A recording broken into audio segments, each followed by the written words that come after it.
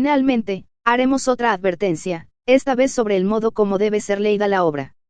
Los fundamentos de la sabiduría hiperbórea están desarrollados sistemáticamente, de tal forma que los incisos, artículos y comentarios, se encadenan unos a otros con razonamientos y conclusiones precisas, no es posible saltear nada y, por el contrario, el máximo provecho se obtendrá como resultado de un estudio lineal, desde la primera hasta la última página. Luego de tal lectura lineal, que permitirá una visión de conjunto de la sabiduría hiperbórea, será posible profundizar sin orden aquellos temas que requieran mayor comprensión. Es conveniente que los elegidos se interioricen cuanto antes de los fundamentos de la sabiduría hiperbórea y para ello es necesario que esta carta concluya ahora mismo. Muchos de los interrogantes que aquí se plantearon tendrán su respuesta con el correr de las hojas, sin embargo, el interrogante de los interrogantes, la pregunta ética fundamental de la sabiduría hiperbórea, ¿qué debo hacer para liberar a mi espíritu de su prisión material ha de quedar sin respuesta al menos por el momento? El autor, y los caballeros Tirodal, desean asegurar a los elegidos que la orden ofrece esa respuesta a quienes comprendan y acepten los fundamentos de la sabiduría hiperbórea y quieran sumarse a su misión. En el DIA del Espíritu, y en el nombre de los Idas Leales de Agartha, y de la Orden de Caballeros Tirodal de la República Argentina, reciban los elegidos el saludo de Nimrod de Rosario. Agosto de 1985. Introducción a la tesis fundamental de la sabiduría hiperbórea. El objeto de esta metafísica hiperbórea es pontificar sobre tema más misterioso y sagrado que existe, el drama del espíritu cautivo en la materia. El método que aquí se emplea es el siguiente: se establece una relación de analogía entre cierta verdad metafísica, tradicionalmente esotérica, y un ejemplo particular, exotérico y bien descripto. Una vez que la relación ha quedado en claro, se procede a extender por inducción lo particular a lo general. De esta manera se consigue inducir en el estudiante la intuición metafísica de realidades inexplicables, se pontifica, es decir, se une con un puente las orillas de lo intangible y lo gnóstico. La tesis de la sabiduría hiperbórea que fundamentamos en esta parte no puede ser más sencilla de exponer y, sin embargo, más complicada de explicar. En otras palabras, es relativamente fácil exponer, míticamente, los rasgos originales del drama, la traición de los Idas y la caída del espíritu. Pero no puede ser más difícil la aproximación inteligible a dicho mito.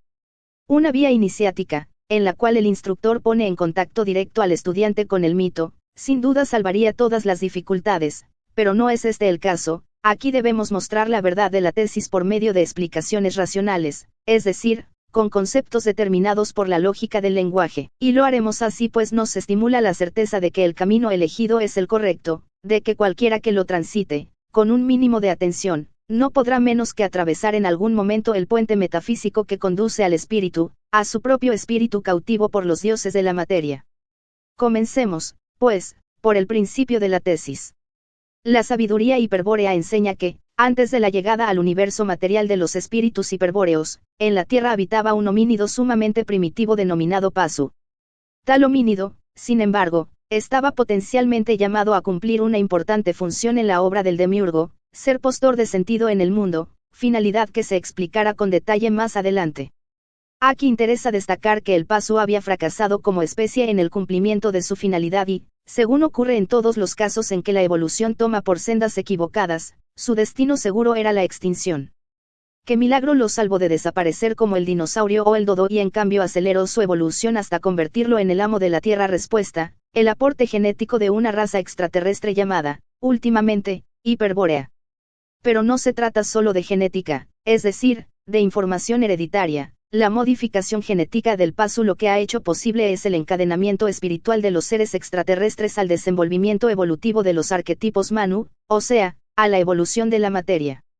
Este hecho primordial, que constituye el núcleo de la tesis, se denomina traición blanca o traición de los Idas, en clara alusión a los jefes extraterrestres que dirigieron la caída de los espíritus, produjeron una mutación en los reinos vegetal y animal de la Tierra y, a fin, hoy, controlan el planeta desde el centro Chanchambala.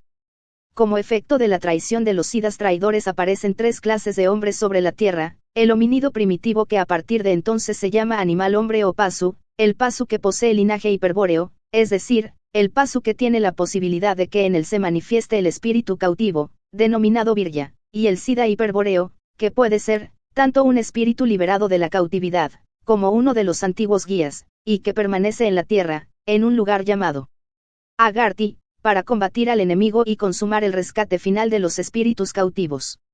El hombre de nuestros días es, en mayor o menor medida, un virya perdido. Vale decir, en él existe una doble naturaleza, divina y humana, tal como afirmaban acertadamente los gnósticos de los primeros siglos de la era actual y que la Iglesia reserva exclusivamente para un exponente de la raza sagrada del demiurgo Jehová Satanás.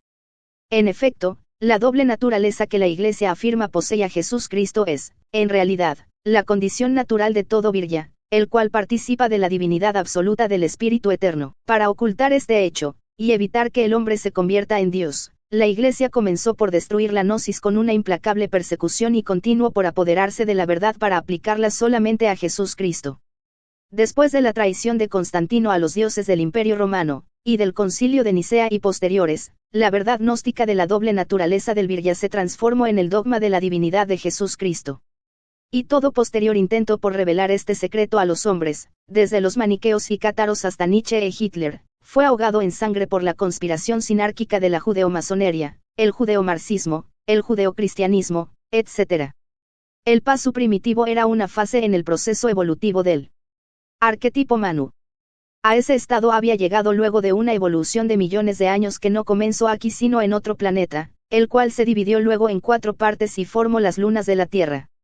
¿Cómo era la psique del paso a la venida de los extraterrestres? Respuesta: poseía un sujeto racional bastante desarrollado y una incipiente esfera de preconciencia con la que no alcanzaba a adquirir conciencia de sí, es decir, individualidad psíquica.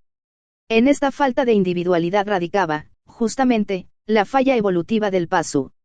En otros incisos se demostrará que el demiurgo propuso una finalidad para el destino del paso cuyo objetivo es doble. El objetivo microcosmo de la finalidad exige que el paso desarrolle la esfera de conciencia y convierta al microcosmos en ente autónomo, capaz de poner sentido en el macrocosmos. Este objetivo permite que se cumpla, también, el objetivo macrocósmico de la finalidad, producir cultura.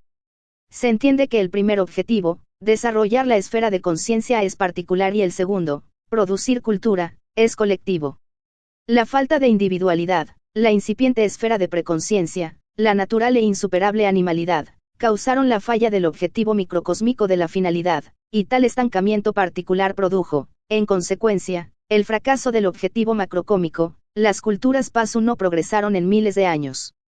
Por otra parte, cabe destacar que, en sentido general, el paso exhibía un instinto gregario altamente desarrollado que le permitía superar en organización a cualquier otra sociedad animal, pues era el único capaz de crear una cultura. Sin embargo, por no estar totalmente individualizado, participaba, junto con otros miembros de su comunidad, de una especie de alma grupal, o egregoro, dotada de cierta inteligencia pero cuya motivación principal la constituía el deseo. En síntesis, el encadenamiento espiritual fue perpetrado por los siddhas traidores para que el paso pudiese cumplir con el doble objetivo de su finalidad, desarrollar el sujeto consciente y producir cultura. ¿Por qué hicieron tal cosa? ¿De qué medios se valieron para ello? Las respuestas para estas, y otras preguntas semejantes, podrán hallarse en los siguientes incisos. Esta es, a grandes rasgos, la tesis que aquí desarrollamos. Su aparente sencillez no debe dar lugar a equivoces, pues, si se desea trascender el lenguaje mítico y aclarar el misterio, habría que plantear interrogantes complejísimos. Por ejemplo, consideremos el tema del espíritu encadenado. Si tomamos como un hecho real, aunque antiquísimo, la caída y cautividad del espíritu y procuramos tornarlo en gran medida inteligible, hemos de comenzar por interrogar cómo se encadena a la materia, a lo efímero de la vida, al devenir de la naturaleza, a los ciclos de vida y muerte, cómo se encadena, repetimos, un espíritu eterno a esa ilusión. Respuesta: ante todo, hay que afirmar que la solución constituye un secreto terrible, conocido en la sabiduría hiperbórea como misterio de amor y de amor. Sin embargo, sin pretender revelar totalmente semejante secreto, podemos avanzar bastante sobre muchos datos ya conocidos exotéricamente. Respondemos, entonces, que el espíritu eterno, que es tanto o más potente que el mismo demiurgo, permanece encadenado porque no sabe que lo está. ¿Cómo puede ser esto posible? No es difícil de imaginar si consideramos que hubo una traición original, vale decir, el quebrantamiento de una confianza o lealtad que se debían entre sí los miembros de la raza hiperbórea. Si contamos con este elemento dinámico exterior, la traición, podemos entonces suponer que los espíritus exhibían un punto débil en su complexión, una espalda, un talón de Aquiles, etc., por el que fueron dominados. Pero, aún así, resulta difícil entender cómo pudo ocurrir un hecho tan trascendental para el espíritu, la pérdida de la libertad, el encadenamiento a la materia y al tiempo, etc., sin que éste lo supiera, ni entonces ni luego, y permaneciese así.